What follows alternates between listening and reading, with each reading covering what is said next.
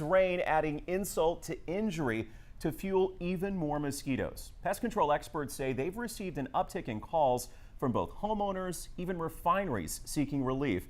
Now, experts say the mix of floodwaters and the warmer temperatures we've had really make the perfect recipe for mosquito breeding. And this spring, it feels like they're especially out of hand if you've been outside. 12 News reporter Ebony Coleman joins us in studio tonight. And Ebony, the experts are telling us some areas are worse than others.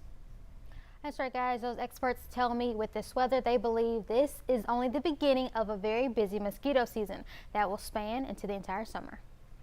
There's a lot of mosquitoes right now. Everybody's talking about it. Spend a few minutes outside and you'll be swatting mosquitoes in no time. They've invaded southeast Texas this spring. Probably your worst places are always going to be when you get close to the coast. There's salt marsh mosquitoes that raise in the marsh areas, and they can come about 20 miles inland. Bart Foster, entomologist with Bill Clark Pest Control, describes these mosquitoes as aggressive biters with a large population. He says the two other types include flood and permanent water mosquitoes. Floodwaters mosquitoes are real common in yards. Anything that can hold water for 5 to 7 days could potentially raise mosquitoes. Foster says it's these pesky insects that have caused an increase in calls from homeowners, and a service could run you between $75 to $120 a month.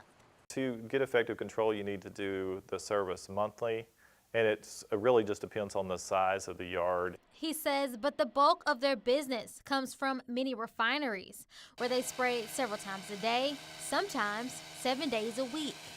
The plants would have a major project would involve millions of dollars, and they've got guys that can't get out there and work. He says back at home, if their services are a bit out of your price range, there are things that you can do to prevent the blood-sucking insects. Be aware of plant pots, kids' toys, tarps covering a boat, firewood, anything like that that can catch water to reduce that population where you can actually get out and work or enjoy your yard. And Foster says, as always, you should dress in a light colored long sleeves, avoid activity at night and at dawn, and use repellent. In studio, Ebony Coleman, 12 News. All right.